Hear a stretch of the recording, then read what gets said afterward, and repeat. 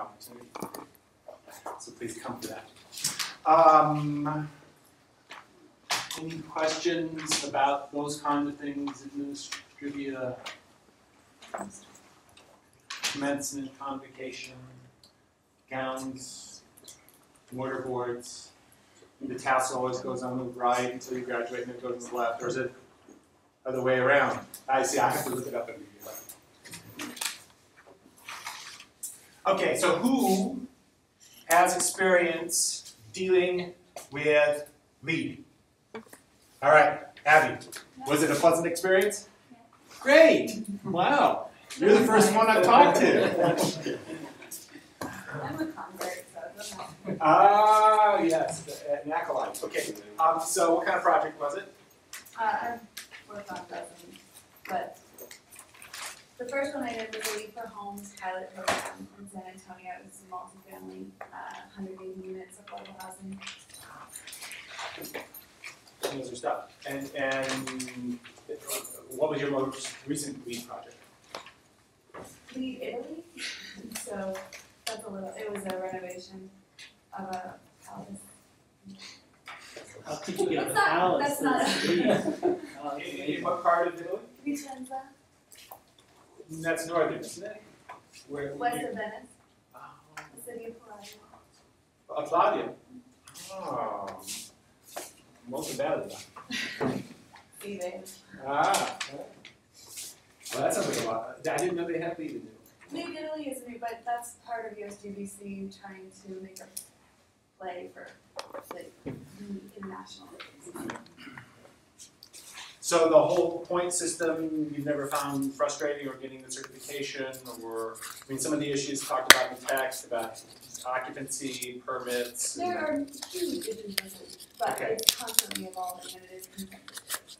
It's challenging, yeah. It's challenging. Okay, so what are the issues that you obviously have overcome with a superior attitude? I mean, it's the first project, so that's everyone's biggest challenge. It's the first time, well, anytime you're using a new system, whether it's a new computer or a new rating system for design, it's always going to be a challenge, but there's always learning.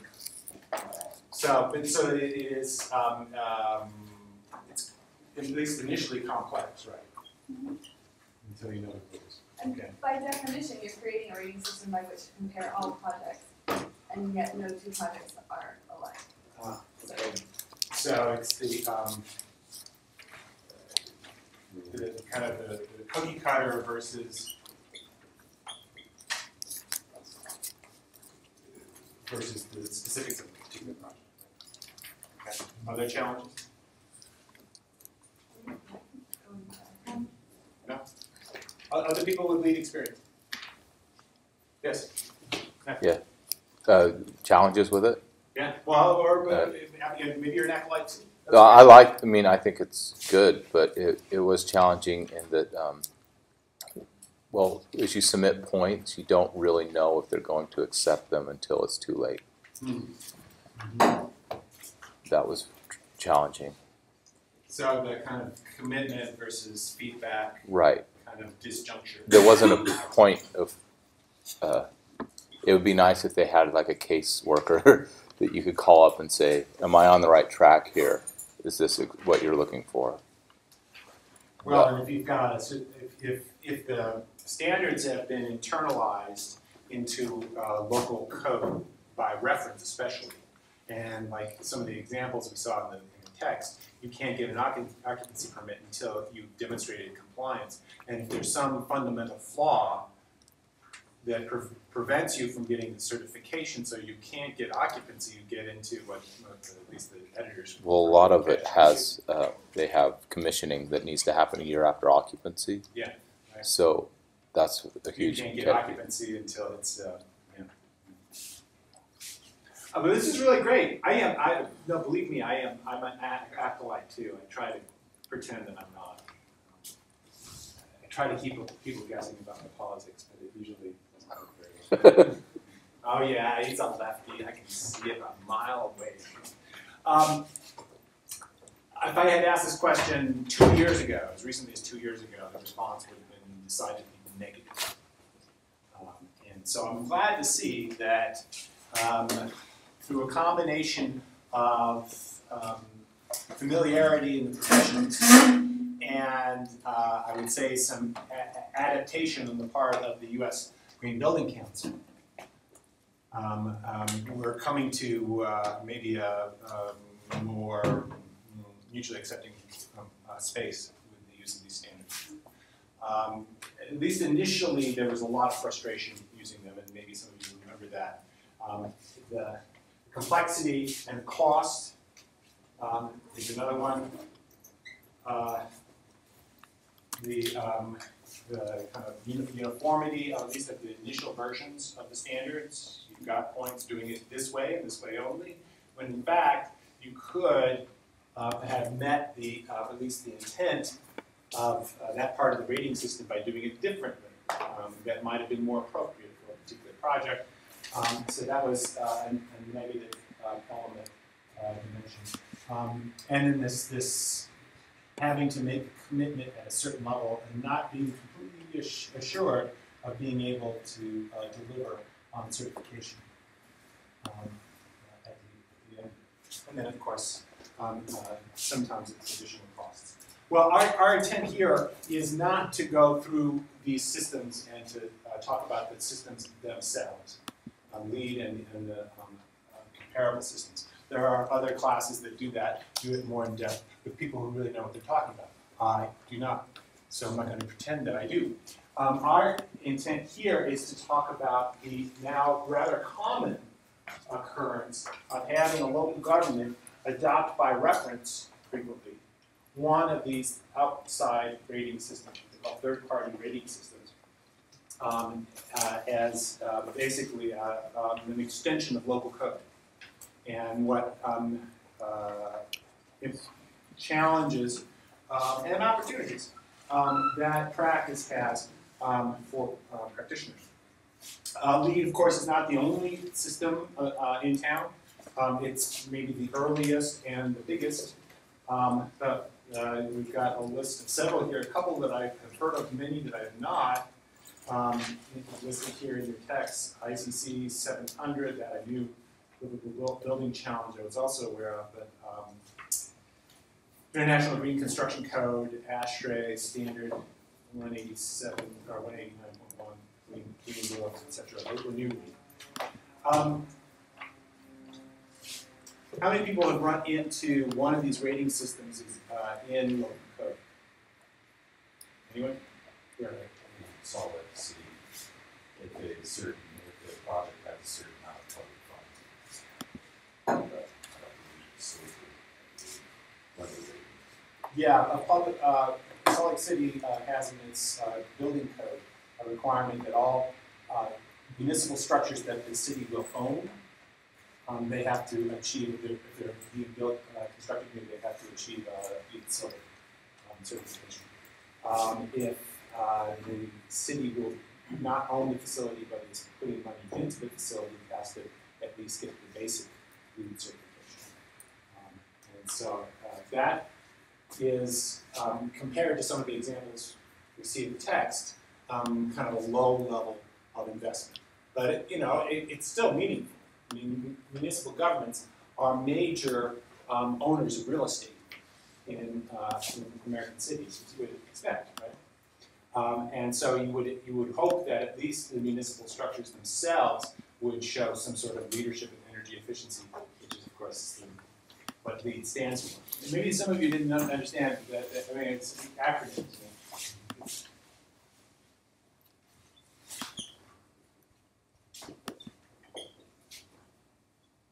Okay, and somebody's going to say, no, that's not quite right. Do I have it right?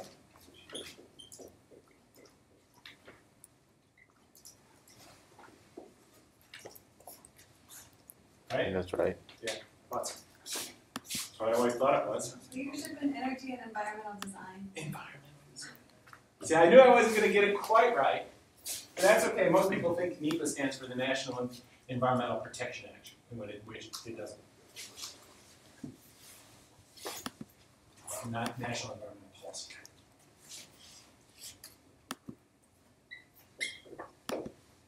Okay. So I assume that there are some in the room who are, shall we say, LEED virgins. They're uninitiated. You've heard maybe of the word. You thought maybe you were talking about, isn't that a town in England? No, that's Leeds. And so maybe you're not exactly sure what this thing is. Is it, anybody? It's not embarrassing or shameful. Great, there's one. I know that Jared is not the only one. There's at least 10 others who are not as brave as he. So, someone want to describe what LEED is? Someone has experience. Matthew? It's a rating system to establish the environment to encourage less impactful buildings on the environment. Right. So to provide energy and environmentally efficient designs. And they've divided up. Is it 8 divisions or is it 9 divisions? Addressing things like site planning or energy consumption. I used to have these committed to memory, but I don't at the moment. I'm on the hot seat. And you can achieve points, and the points break down to, I think, around 47 you get certified, and around 50 I think you get silver, and then closer to 60 points you get a gold, and then platinum is a little bit above that. So, yeah. He hasn't that. But so I don't know. Actually, what I was referring to 9. They have 9 different ratings. Oh, yeah. One of them is innovative points, where you get to kind of say, right. But, this is what I think is a good idea. But when they first started off, it was a single rating system, and now we have new. Yes. I'm sorry. We have rating systems for new construction. We have rating systems for building operations and management. We have rating systems for homes, rating systems for schools, for institutions, for neighborhoods. We'll be looking at LEED ND, which is the neighborhood version in a week or so, because that's really more kind of in the location efficiency as opposed to building efficiency category. Although there's location efficient factors, even in building oriented standards. So this is an independent, outside, non-governmental, nonprofit organization that's running this system. They created it. It's voluntary. It's the United States Green Building Council, USGBC. The certification has become, LEED certification has become, as they intended, a kind of a brand of prestige and a marketing advantage. And so many companies, development companies, want to get projects LEED certified because it helps with their marketing, because consumers tend to respond well to that kind of green marketing, we would call it, green branding. And so it is both real and perception. The standards, and as we referred to, they keep toying with them and trying to refine them and make them better and more responsive to the market and more easier to use to try to overcome some of these criticisms, and but most importantly, to make sure that it is leading to good energy conservation and environmentally sustainable design. It's a cool thing, and it wasn't started by government. It was started by well-meaning designers, architects, planners, developers, working together to come up with a non-governmental system to try to do something good for the world.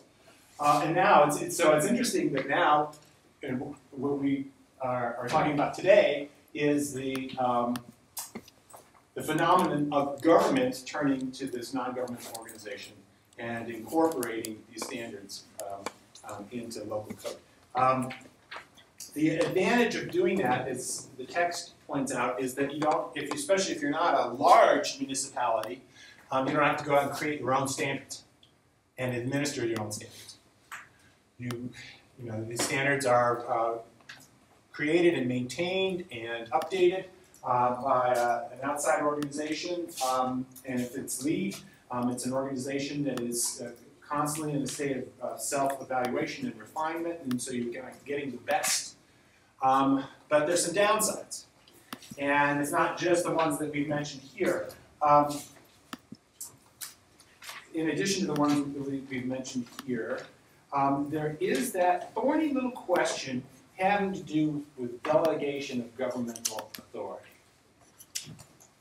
So we just got done last week talking about how, especially legislative power,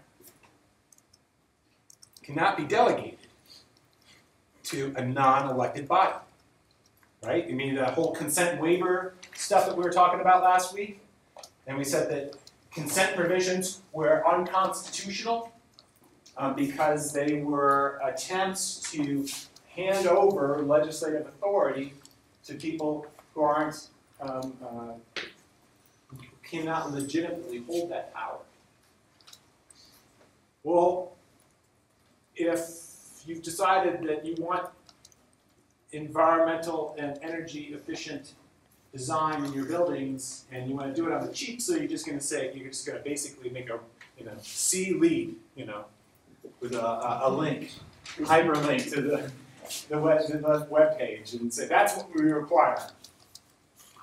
Is there a delegation problem? Yes. Is there? Now wait a minute. Seattle did it. So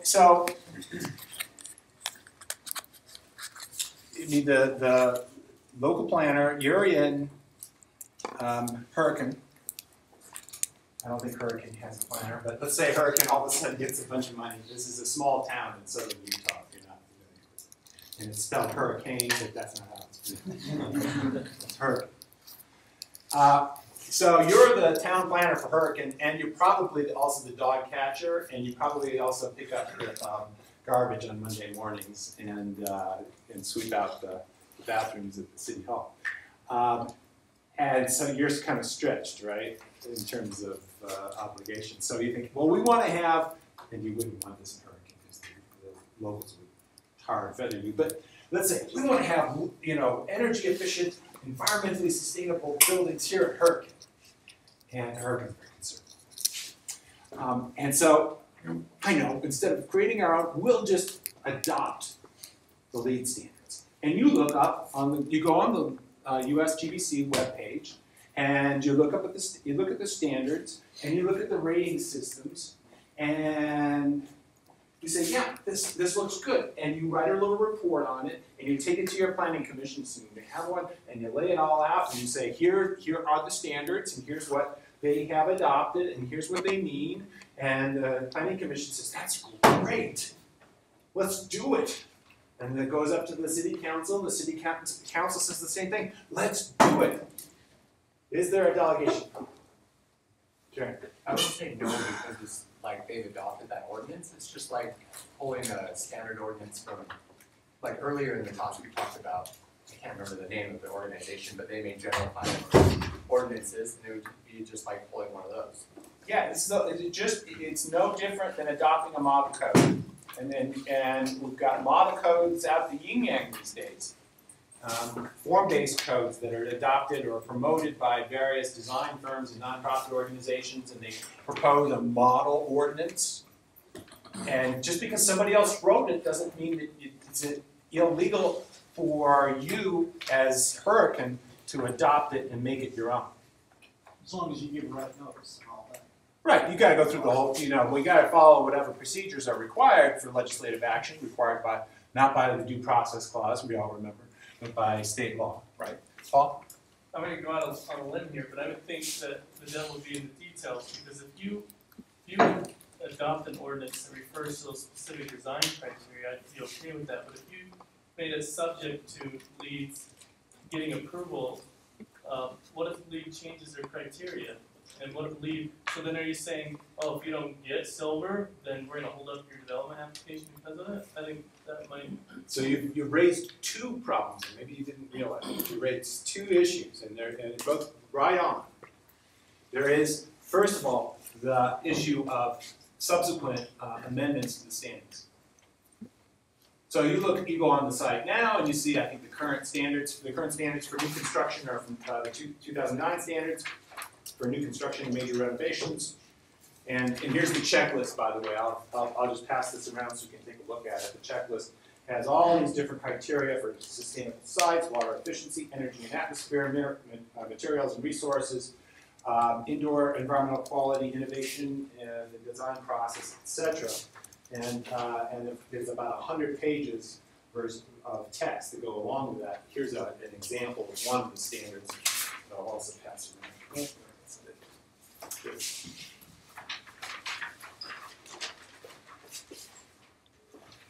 And you look at it today, you look at those 2009 standards, and you say, yeah, those are what we want. As long as that's what you're adopting, there's no problem.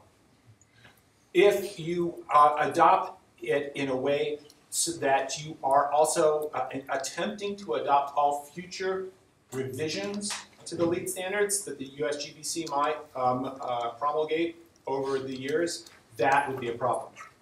If you're just saying, we are so dyed in the wool, we are completely converted to LEED, that we're not just adopting what they do today, we're adopting all future revisions and improvements that they might ever come up with in the future. That would be a delegation problem. And you say, well, of course you wouldn't do it that way, but actually there have been some jurisdictions that have tried to do that. And yeah, that wouldn't pass muster because now you really are giving, by obligating yourself to enforce future standards that haven't been promulgated or adopted yet, and that will be by some sort of outside body, then that is a unconstitutional delegation of legislative power. But let's go back to the other thing that was embedded in your comment, Paul, about administrative decision making, right? Because what you said is, well, wait a minute. If there's a requirement that I need a certain standard, be it basic certification or silver status or gold, whatever it is,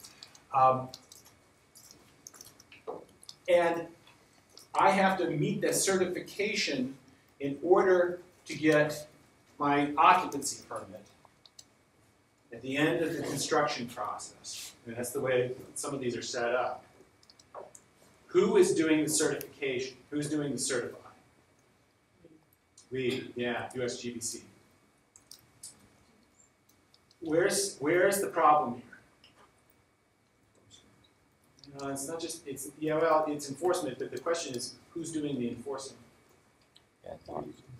We, instead of her. Yeah, so this is not a legislative delegation issue, this is really kind of an administrative delegation issue. And where it shows up in our little lexicon of issues is when we were reading Fasano last week. Remember we said if it's an administrative decision, we got to have certain basic stuff. We've got to have notice, we've got to have hearing, we've got to have an unbiased decision maker. We have to have a reasoned result, right? A reasoned result that describes the decision maker's rationale for either granting or denying the permit. And here, we're getting a decision not by the city administrator, not by the person who has been tasked with enforcing or implementing the city's laws, but by some outside party that has no relationship to the city, no formal relationship to the city, and doesn't answer to the city. And may or may not give a reasoned result, but would not, even in any respect, give a result that is reasoned according to the city standards. And so that is potentially a problem. So we have here a couple of examples of attempts to try to get around that. So first of all, the town of Babylon approach, that really is the name of this town. The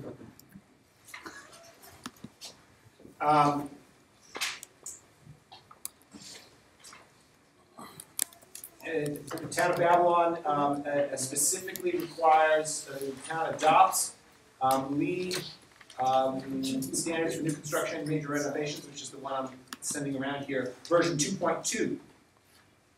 And further automatically adopts any future versions promulgated by the U.S. Green Building Council. Right? Problem. Right? Unconstitutional delegation of legislative power. Maybe that's what's called that.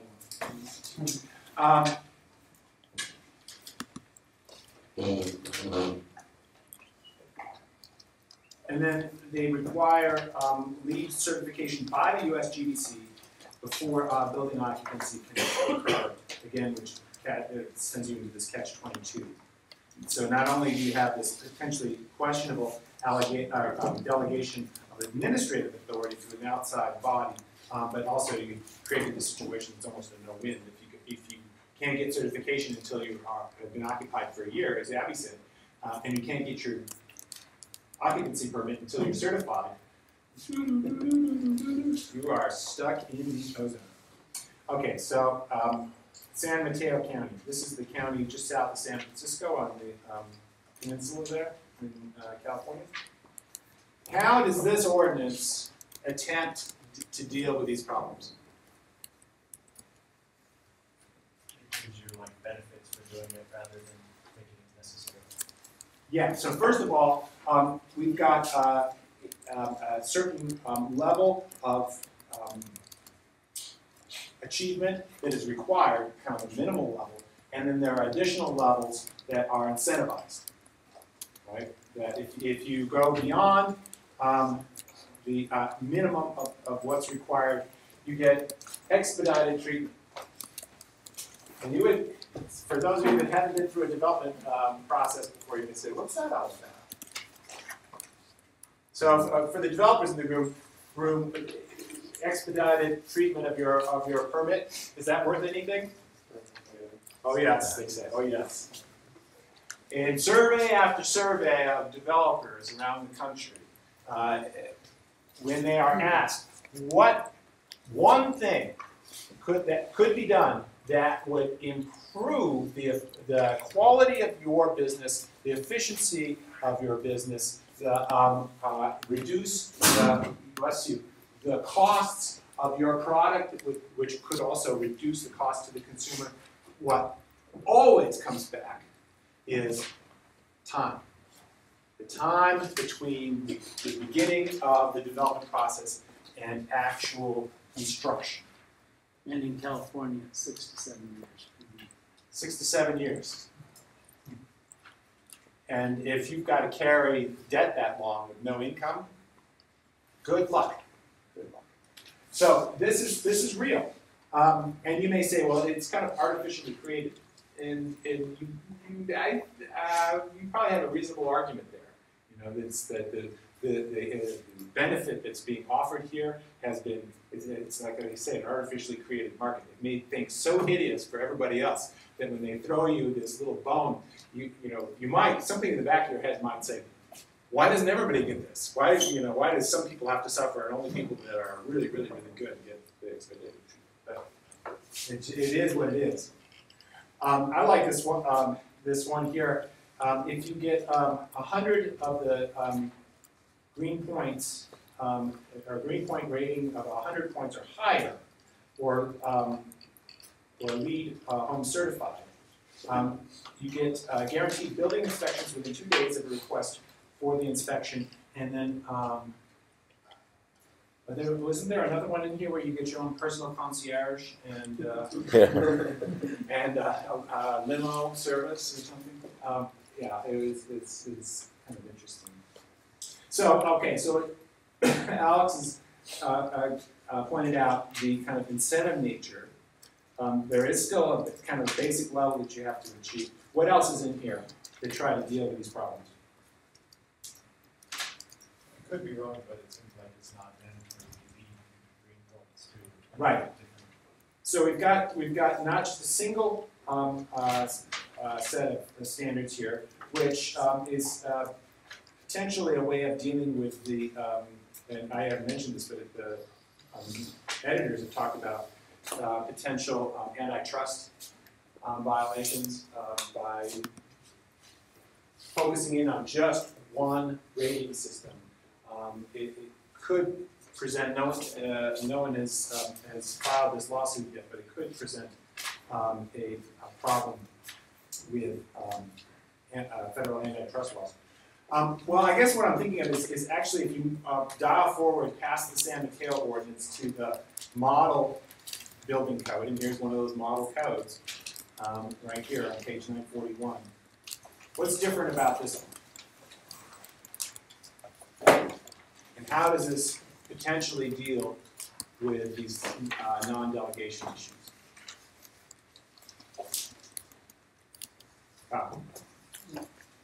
And I don't know if this is where you're going, but there's on page 945, very last point, number 4. Nothing in this section shall abrogate the authority of the municipal governing body to adopt, modify, or repeal green building standards that have been adopted by. Anyway, they're basically saying, hey, we're not giving up our power. Right, right. And That's where you're going. And they also have, and that's dealing with the legislative issue, the administrative issues, they have their own green building compliance official. So it's not just up to the USGBC about whether a certain standard adopted by the municipality has been satisfied. You could potentially, with this, one of the problems here is you could potentially have a situation, if you took this to the extreme that's suggested here, you have your own green building compliance officer in your city that is evaluating a project using somebody else's standards, lead standards. It solves a lot of problems. It certainly solves this delegation issue, but it also potentially solves this commitment versus feedback problem by giving somebody on the ground with the city who's there, whose job it is to provide, we hope, timely feedback to the developers on projects about whether they comply or not. It certainly shortens up that time frame.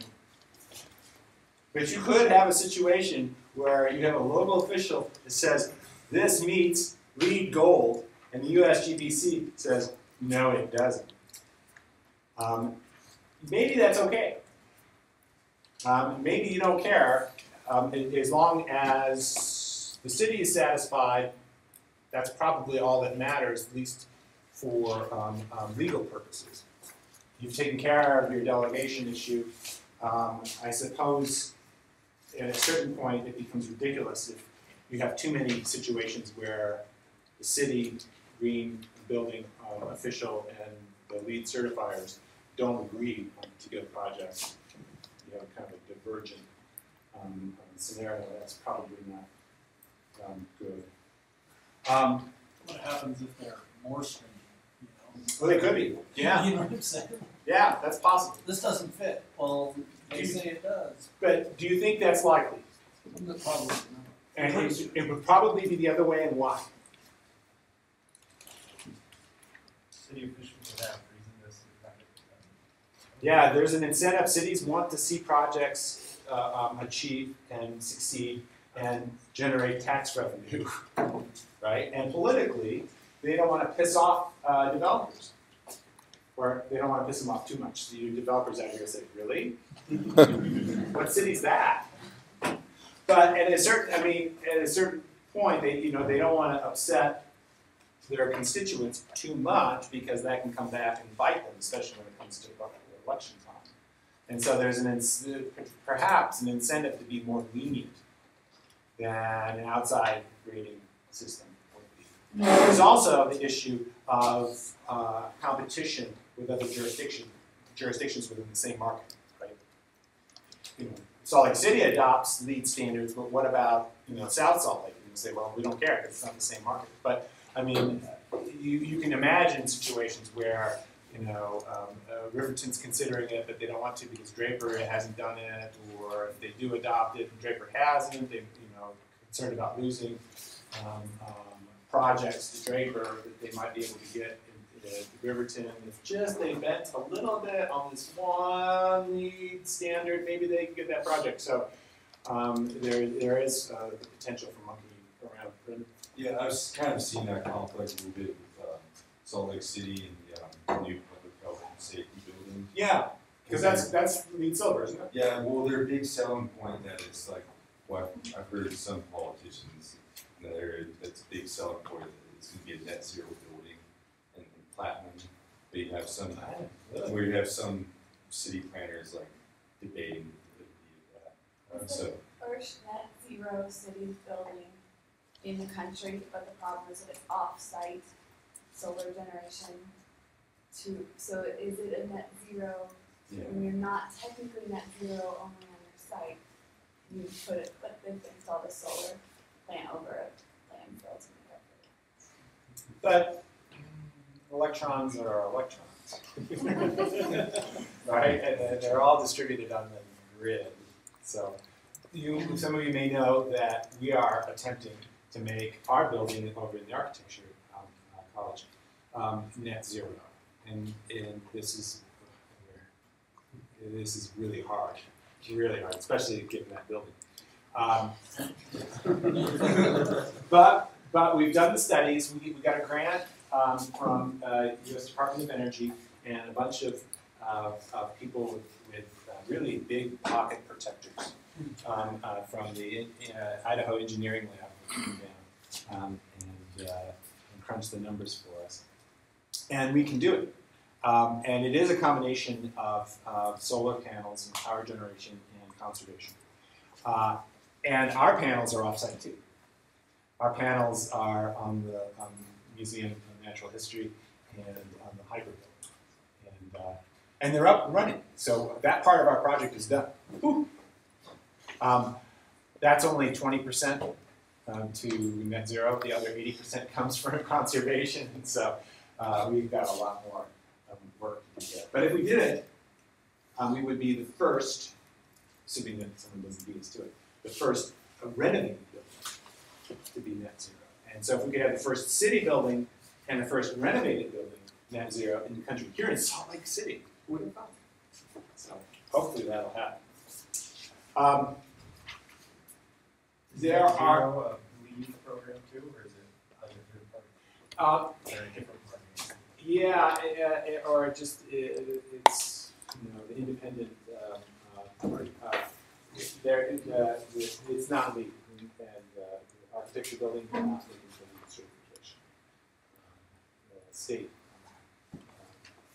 building agency kind of frowns on LEED. They have their own energy efficiency rating system that they use, and that's what we do. Yeah.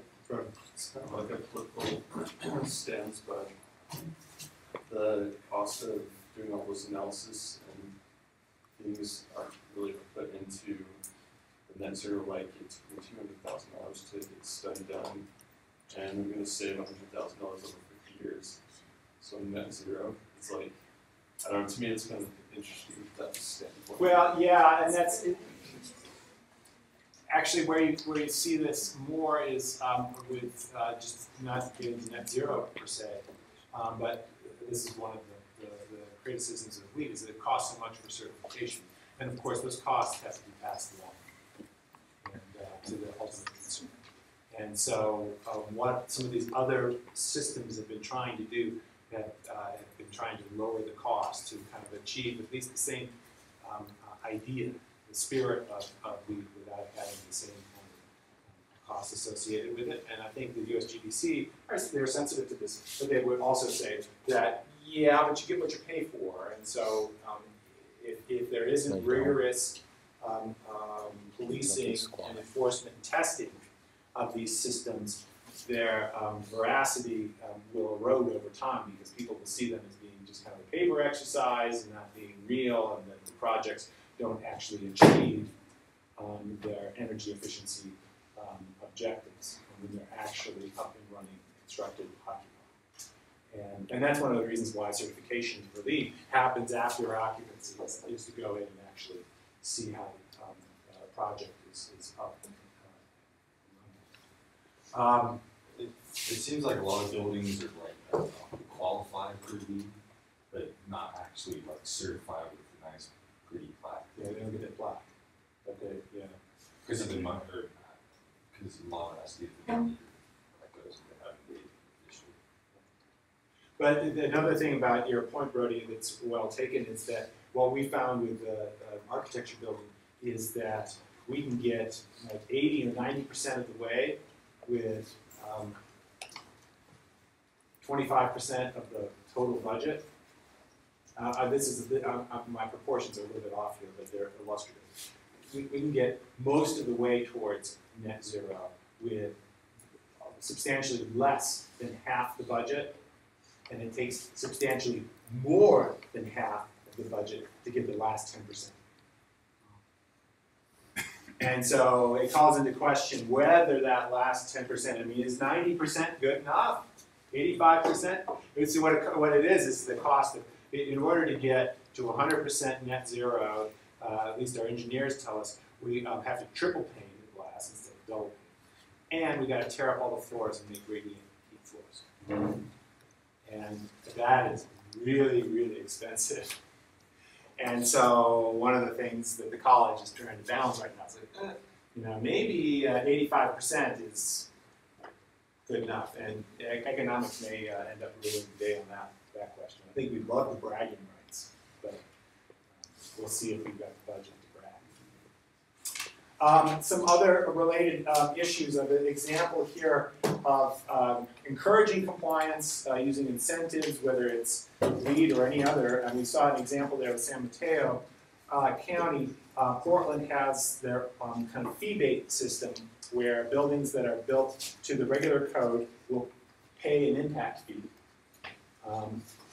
related to energy consumption and environmental values.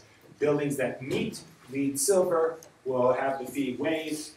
Buildings that do better than Silver will get a reward, a payment that's paid out of the fees that have been collected from non-compliant projects. And so it's a way of trying to provide some financial incentives. There is also this idea of graduated fees is a much bigger topic, and we really didn't touch on it when we were talking about impact fees. But the whole idea behind impact fees, it's like with exactions, that a project is going to be built, it's projected to have impacts on public facilities and services, and so something is being demanded out of the developer to try to offset those impacts. And in the case of exactions, what's being demanded is land. In the case of impact fees, what's being demanded is money. So you would expect, given what we know about exactions from Dolan, that there should be some rough proportionality, right? There has to be rough proportionality for exactions. Should there not be rough proportionality for impact fees? And we looked at the Utah impact fee statute and say, well, it seems like it should be roughly proportional given all the studies that you have to do or the city has to do to justify impact fees. So think about it for a minute. Those of you that have paid impact fees, in the cities where you have paid them, does it matter one bit how your project is designed, where your project is located, whether it's next to a track station, whether it's in the middle of nowhere off of a bus with no bus service? No, it's the same fee. Average cost pricing. Virtually every city in this country uses it. So they go through all these studies, they calculate, as are usually required by state statute, to have a per unit calculated cost that is applied to each project on a per unit basis. And there is no calculation of what the actual impacts of that project will be on the public facilities and services that are supposedly benefited from this fee. And you would say, where is the incentive to develop a project that uses green infrastructure, for example, to reduce stormwater runoff, right? Because if you did that, it might cost you extra money in your project, right? But you would reduce the load on the municipal stormwater system if you did that. But you have no incentive to do it because you're paying that flat fee, and it doesn't matter whether you do it or not. Where's the incentive to design your project so that it's pedestrian and bicycle friendly? if you're in a jurisdiction that charges you an impact fee for transportation, most of it is calculated based on your impacts in the local road system. Has anyone ever paid an impact fee for a bicycle network? Waiting to see it. I'd love to see it. Maybe in Davis, California. So then I think there's a kind of there's a policy issue and there's also a fairness issue and maybe even a constitutional issue that's embedded here. The policy issue is we should be creating impact fees that incentivize good behavior, that incentivize the right kinds of equitable, environmental, sustainable outcomes that we want.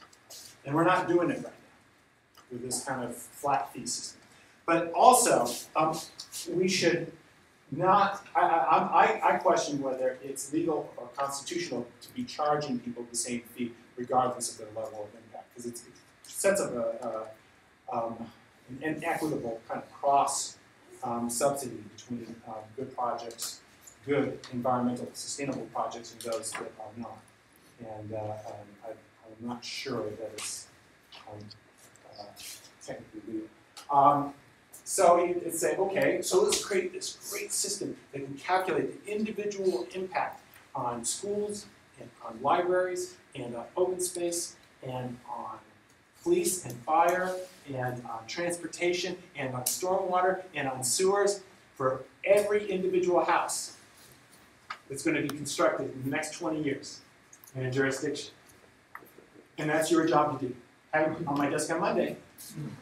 Oh my gosh! How would you create them? You know, what kind of modeling system could you create that would calculate that number? It's really hard. So it is a technical challenge, and so the question is, I think at some point we will have the data and the modeling and computer capacity to make those kinds of calculations. Maybe not down to the individual house, but at least to the neighborhood level, if not to the individual project level. I think we will be able to do that in the future. I'm not sure that we're there yet. In the meantime, we can do what Albuquerque's done, and they've created a zone system. You know, in some cities around the world, you don't pay a flat fee to ride the bus like you do here. Here it's the same fee, it's the same, now $2.50, don't we know? Thank you, silly trip. If you're riding from Ogden to Provo, as if it's the same $2.50 if you're riding from the university to downtown. But in some places in the country, you pay according to the zone measure, right? And if you're in the central zone, you pay one fee if you stay within that zone. If you go from this zone to that zone, you pay a slightly higher fee. And if you go from this zone to that zone, you pay the highest fee. This is the, I don't know if Portland's still set up like this. I think Portland still is set up like this. In San Francisco too. This is what Albuquerque does for impact fees. And they've got impact fees on, I think, just about all of those categories that I listed. Water, sewer, stormwater, parks, schools, roads. It's a pretty robust, should we say, fee system. But it's graduated according to a three-tiered zone system. And they've done the analysis. It's actually a pretty cool technical report you can get online if you want to learn more about how they did it. But they calculated that the impacts of adding a new increment of development, the impacts on all of those public systems were much, much lower if they were located here than if they were located here, and especially compared to here. And so you pay the lowest rate per unit of impact fee if you're developing here, a slightly higher rate here, and the highest rate out here. And it's like, yeah, there we go.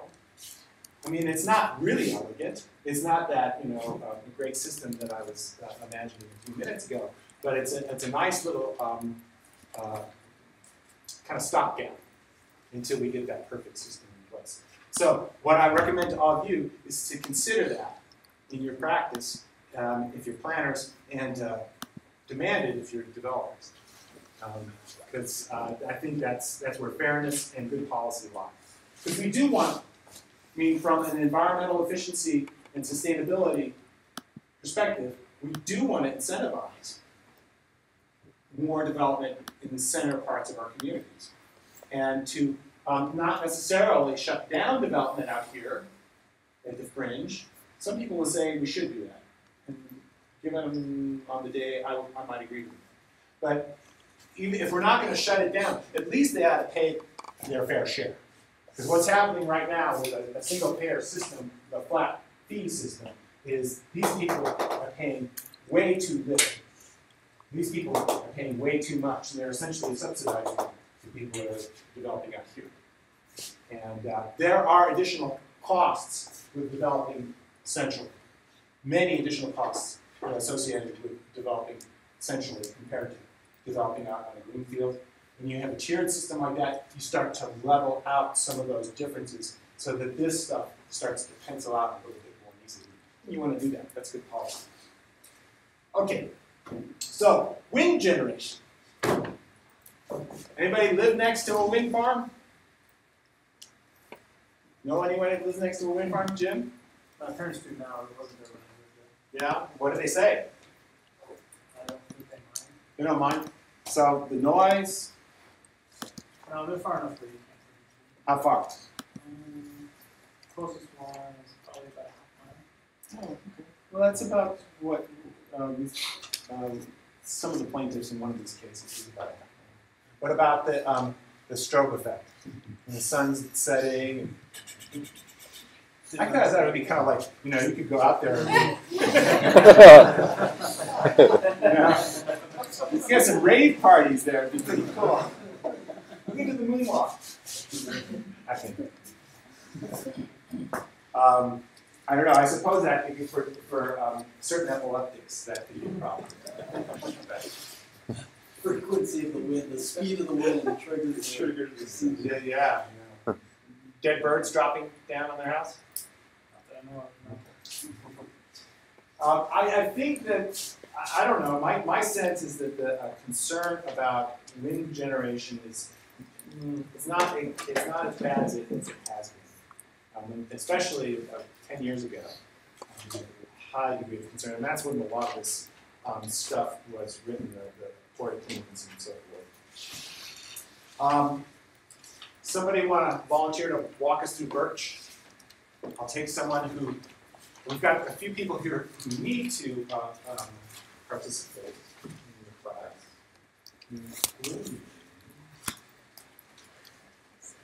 Greg. Greg's in here.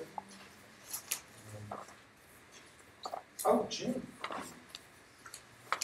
You want to talk about this one? Sure. Great. Since you've got a family connection to a wind farm. So, Birch, way back on page 26, and that seemed kind of weird. It's like, wow, we're regressing here in this class. No, there's an opportunity to kind of bring things around, you know. Circle back. A little review. So this is a nuisance case, right?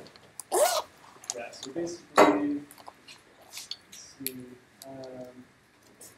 so it's an appeal, so I guess the county or jurisdiction has already made a decision to allow the development of, it was 15 windmills, also 200 lines, 14 miles long, so pretty big. Yeah, They 200. range from 210 to 450 feet high.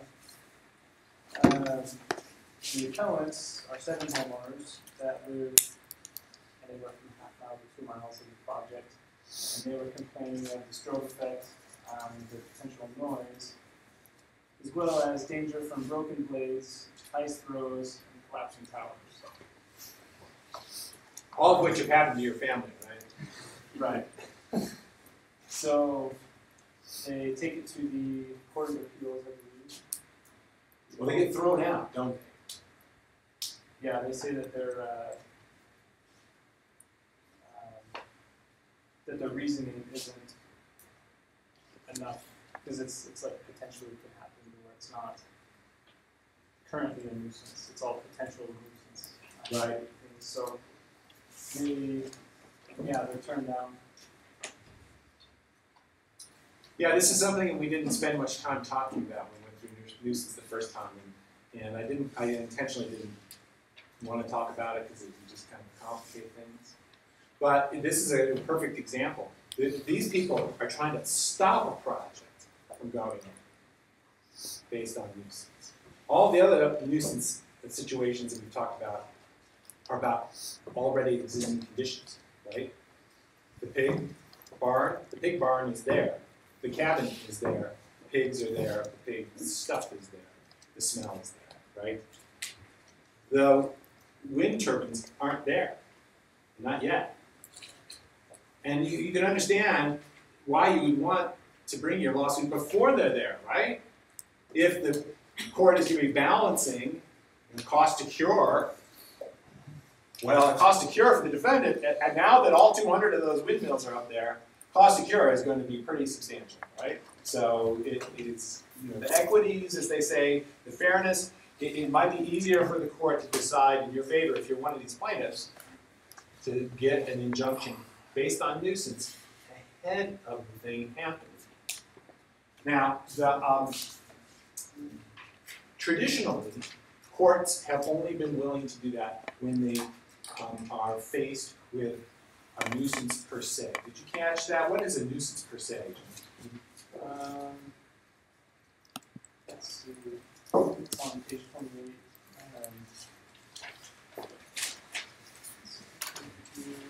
He said the term nuisance is in case of organs. Nuisance is generally applied to that class of wrongs which arise from an unreasonable, unwarrantable, or unlawful use by a person of his own property and produces such material annoyance, inconvenience, discomfort, or hurt that the law would presume the consequent damage. It was basically the same definition that we used before. So a nuisance per se, does a nuisance per se require a balancing of the gravity of the harm versus the utility of the conduct? It's not in the text, just, I would assume so. would a nuisance per se require an assessment of the appropriateness of given uses based on surrounding context? Yeah, that's one thing that is that you have to take the context. Yes, and contexts are important in this kind of situation. But there's not much else weighing that goes on. And basically, and they don't really talk about it directly here, so you didn't miss anything.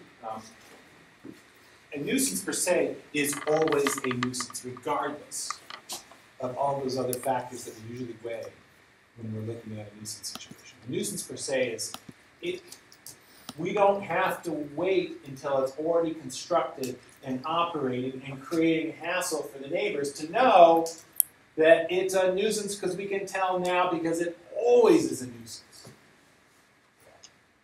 What kind of uses are always a nuisance? Gravel yard. Public nuisance, well, not necessarily. Heavy industry. Heavy industry. They mentioned off here about the salvage yards. Salvage yards, yeah. Junk yards. Oil refinery, probably. About SOBs. I'm sorry. Oh, sexually oriented businesses. I beg your pardon. They were fully married for 10 years before I was born.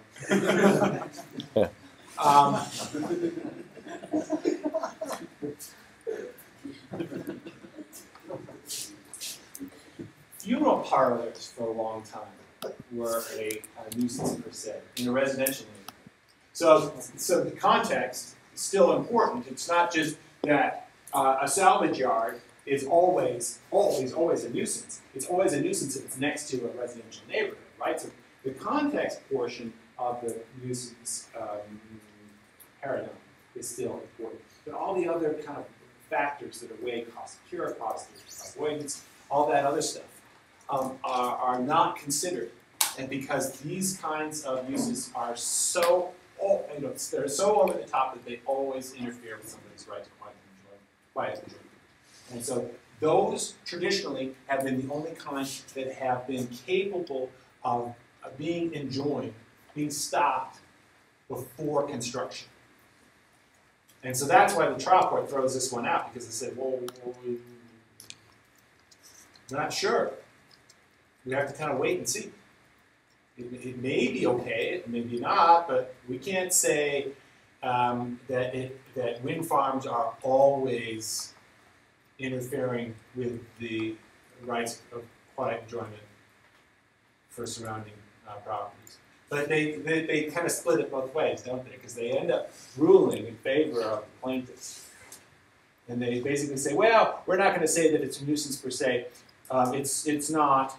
But we're going to allow you to put on evidence of the impacts that the project will have on your property, even though it hasn't been constructed yet. So you better hire some really good experts who are going to be able to essentially model the likely impacts.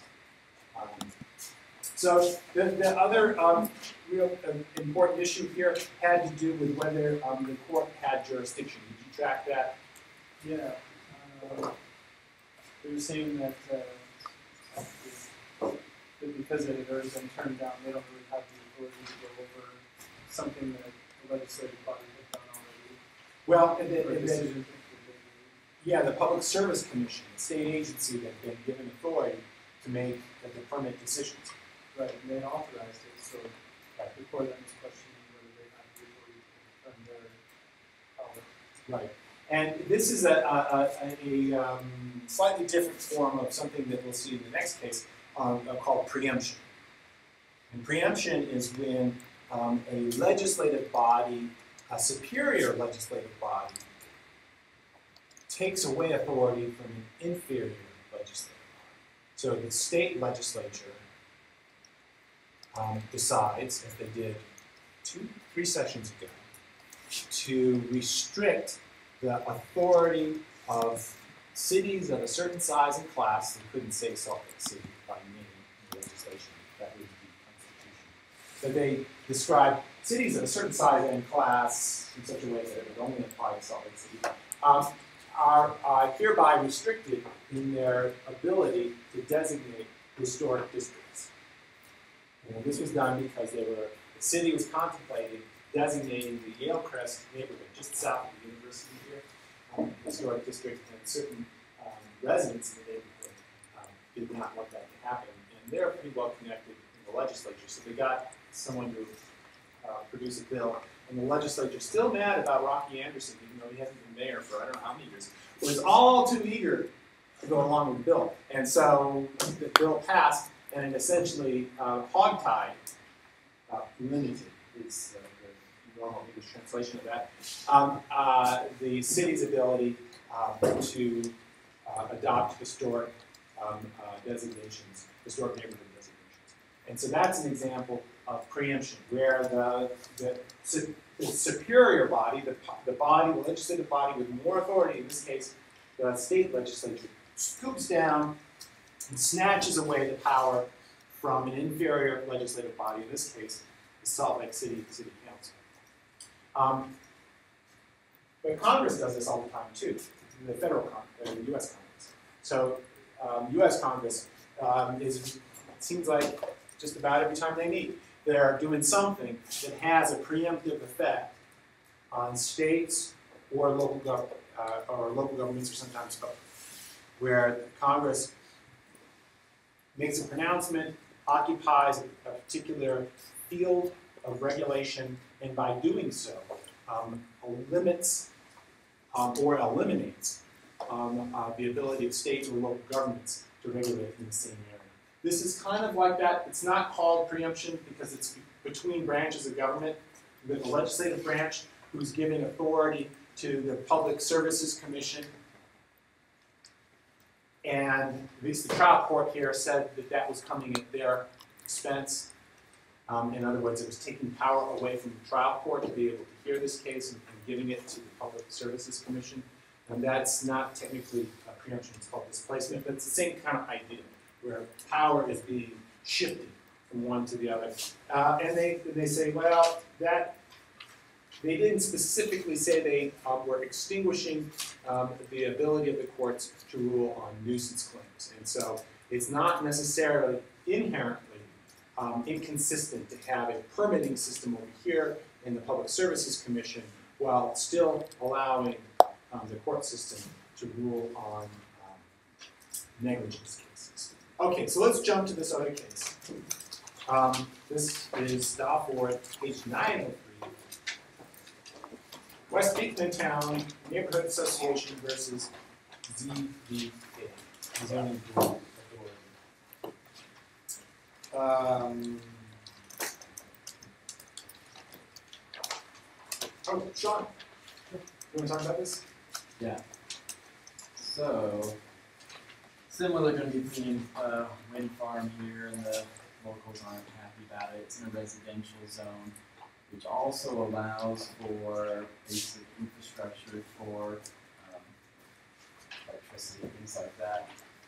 But the neighbors feel as though this wind farm doesn't fit the criteria as infrastructure for residential neighborhoods. And so they're saying that this doesn't fit within our zoning code, and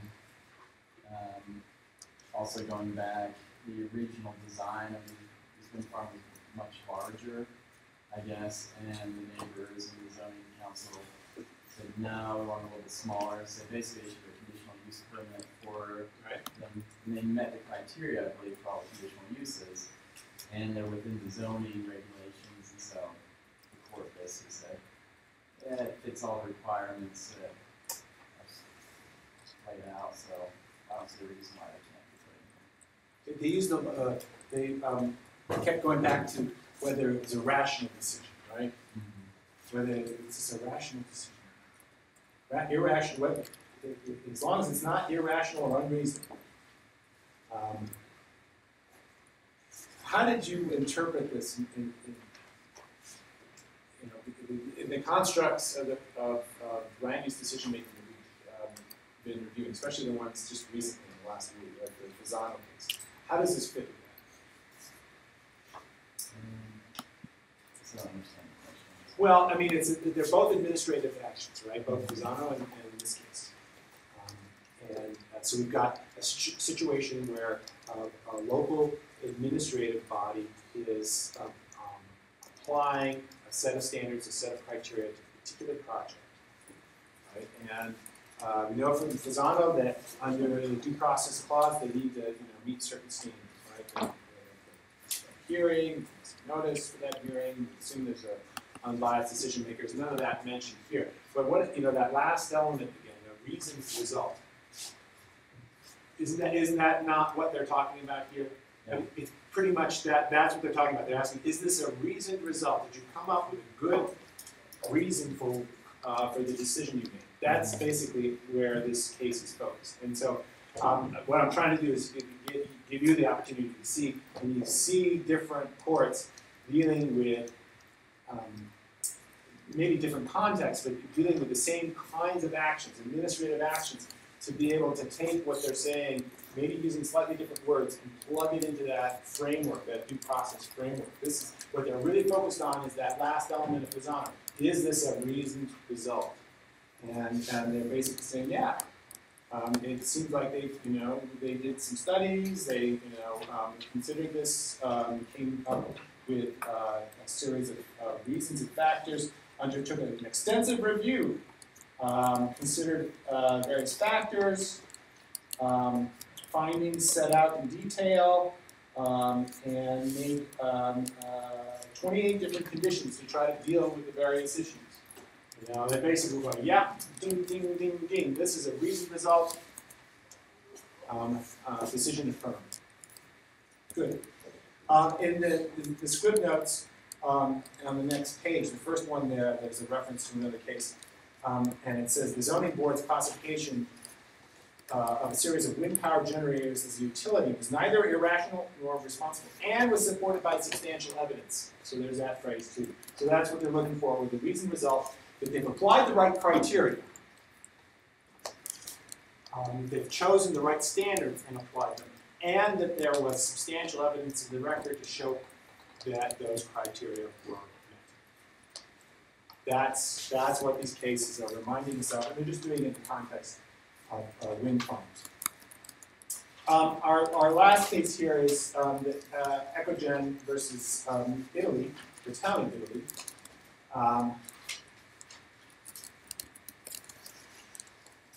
This one has a lot of different bells and whistles.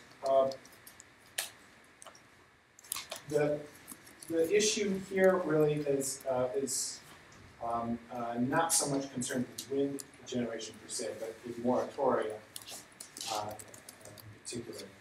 A town that is not sure that they want wind farms in their town, trying to come up with some sort of standards and amendments to their plan, general plan and their zoning ordinance, and they keep issuing themselves a 6-month moratorium. And we're now on our 4th, I believe, and about ready to go into our 5th.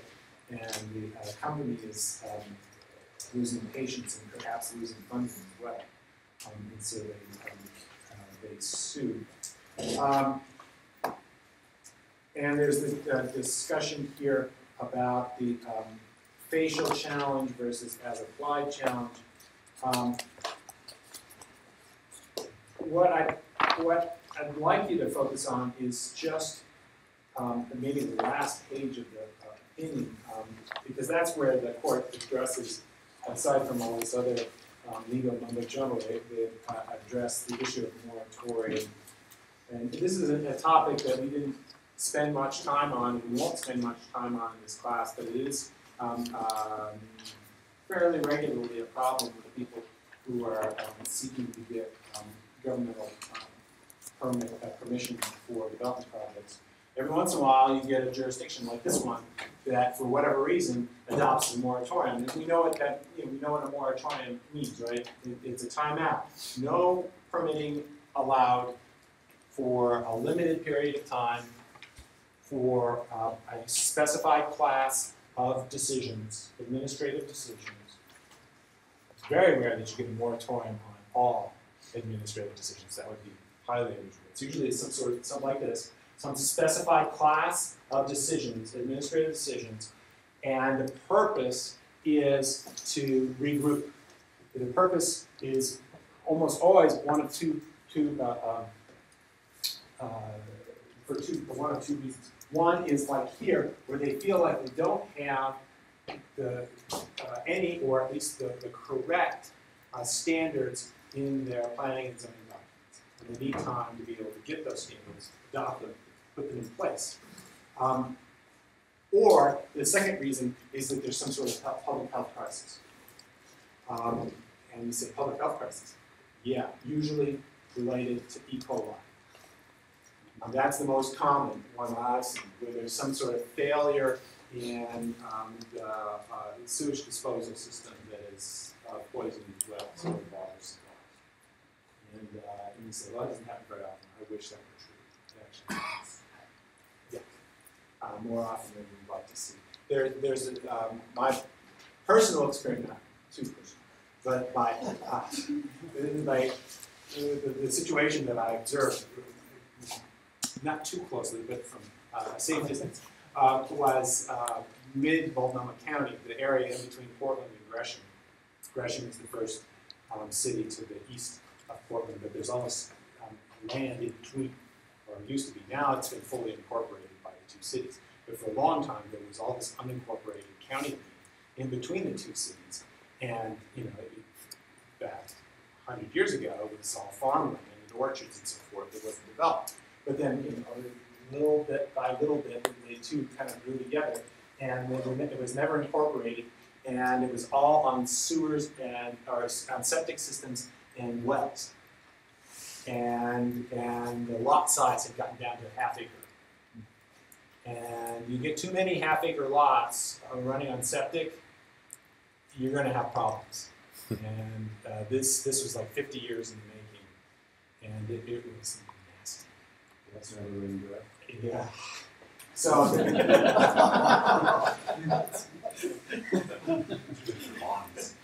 Yeah, I guess. And so they had a moratorium, and it was on all permitting. So it does happen, but that was pretty extreme, and it was really expensive. And basically, they had to charge each landowner a hookup fee because they had to go back and retrofit the sewer system with half-acre lots. Really inefficient.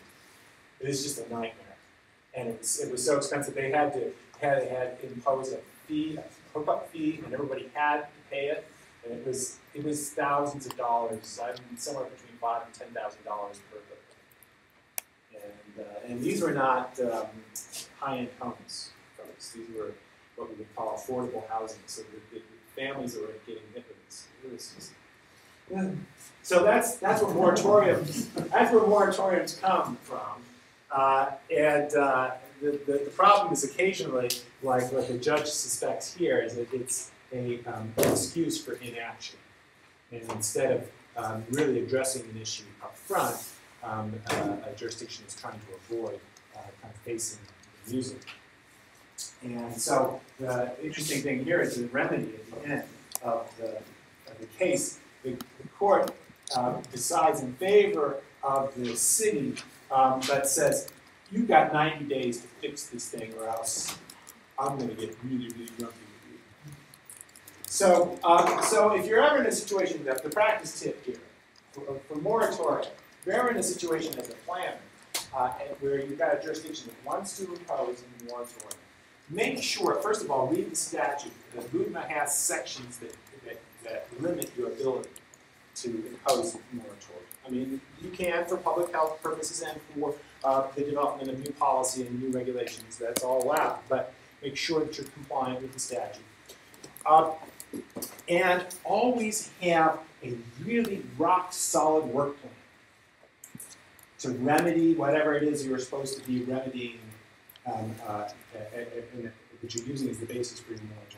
Make sure you have a really good, solid work plan, so if you're ever before a judge, you can say, yes, judge, we are working on it, and here are the various steps actions that we are taking to remedy this problem, and we've already done A, B, and C, and we're working on D, E, and F, we'll have it done next week, and blah, blah, blah. You want to show what? A well-considered plan to the judge, because the judge is looking for that.